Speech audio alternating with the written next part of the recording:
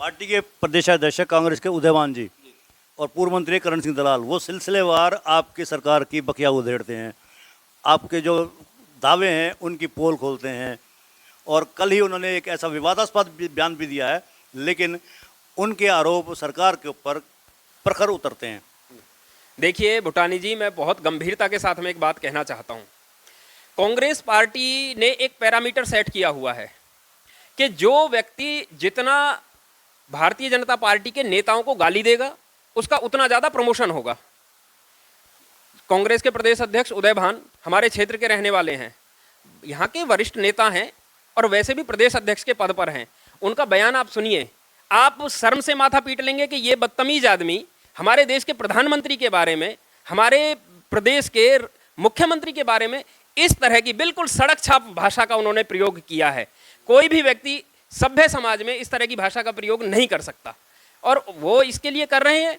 जनता ये सारी सब चीज़ें देख रही है, और जिस तरह की भाषा का प्रयोग वो देश की जनता के द्वारा चुने हुए प्रधानमंत्री के लिए कर रहे हैं, तो जनता सारे काम देख रही है और उनको आने वाले इलेक्शन के अंदर उनका सुपड़ा साफ करने का काम करेगी। बीएसपी के सांसद है दनिश और बीजेपी के सांसद हैं रमेश विधोड़ी। उनकी भाषा भी आपने लोकसभा में सुनी होगी, उन्होंने तो मर्यादा भी लांघ दी है। मैंने उनकी भाषा भी सुनी। आप उस पूरे कॉन्टेक्स्ट को देखिए, आप उस पूरे कॉन्टेक्स्ट को देखिए, विषय क्या चल रहा था। और जो बसपा के सांसद हैं दानिश अली, वो बार बार बीच में क्या विषय लेकर के आ रहे थे। तो रमेश विधोड़ी ने जो बात कही है, मैं उसका कहीं पर विरोध नहीं करता, उल्टा मैं उस बात का समर्थन करता हूं। ये कुछ लोग जिहादी मानसिकता के लोग इस देश को अपनी बपौती समझते हैं, संसद को अपना अधिकार ये समझते हैं कि संसद में हम जो बोलेंगे वो सब सर्वमान्य होगा, जो करेंगे वो सब सर्वमान्य होगा। इन लोगों को मुंह तोड़ जवाब देना जरूरी है। मैं रमेश विधोड़ी जी की बात का समर्थन करता हूं। ये जिहादी मानसिकता के लोग आतंकवादियों के समर्थक हैं और इनसे इससे भी कठोर भाषा में बात होनी चाहिए। आप भी तो कहीं ना कहीं मर्यादा लाग रहे हैं। जैसे रमेश विधोड़ी का मैं उदाहरण दे रहा हूँ, चौधरी उदयभान का पुतला भी फूंकने की तैयारी कर रहे हैं आप लोग। जो भी वो जायज मानते हैं आप?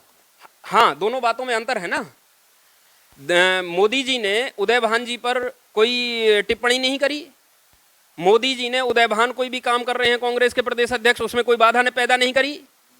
लेकिन विधोड़ी जी ने जो बात कही है उसके बारे में बार बार रोका टोकी करनी, उसके बारे में बार बार बोलने ना देना, संसद के अंदर चुने हुए प्रतिनिधि को बार बार बोलने ना देना, जब उनका समय है, स्पीकर ने समय दिया है, उसके बीच में बार बार रोका टोकी करना, दोनों बातों में पर्याप्त अंतर है और दोनों बातों को डील अलग अलग तरह से करना चाहिए। हम कांग्रेस के प्रदेश अध्यक्ष का पुतला भी फूकेंगे और कांग्रेस पार्टी के राष्ट्रीय अध्यक्ष जो खड़गे जी हैं वो भी लगातार इस तरह की भाषा का प्रयोग करते हैं। कांग्रेस की मानसिकता समझिए भूटानी जी, ये लोग भारतीय जनता पार्टी के नेताओं, सनातन संस्कृति और राष्ट्रवाद से इतना नफरत करते हैं। अभी आपने पीछे देखा होगा, उदयनिधि का भी एक बयान आया था सनातन धर्म के बारे में।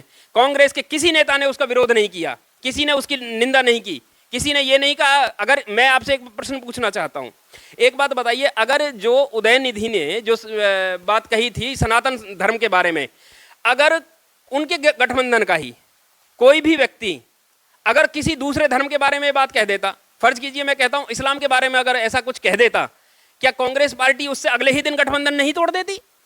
क्या केवल एक बात से पल्ला झाड़ करके रह जाती? लेकिन इस कांग्रेस की विकृत मानसिकता जो सनातन धर्म के प्रति है, जो इस देश के बहुसंख्यक समाज के प्रति है, इनके इस एक्शन से वो चीज़ें जाहिर होती हैं और हम सब समझ रहे हैं इस बात को लेकर के कि ये सनातन के कितने बड़े विरोधी हैं। साइड में जो आप देख रहे हैं YouTube channel, Facebook page, Instagram और ट्विटर हैंडल, इसको आप लाइक फॉलो करें, कमेंट बॉक्स में जाकर एक प्रतिक्रिया अवश्य दें और इस लिंक को ज़्यादा से ज़्यादा शेयर भी कर दीजिए, क्योंकि वोकल फॉर लोकल के लिए हमें आपका इतना सा सहयोग जरूरी है।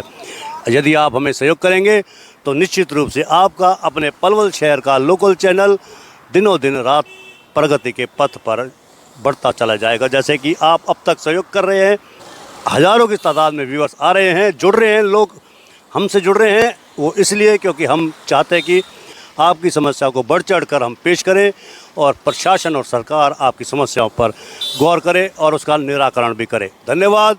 जय हिंद, जय भारत।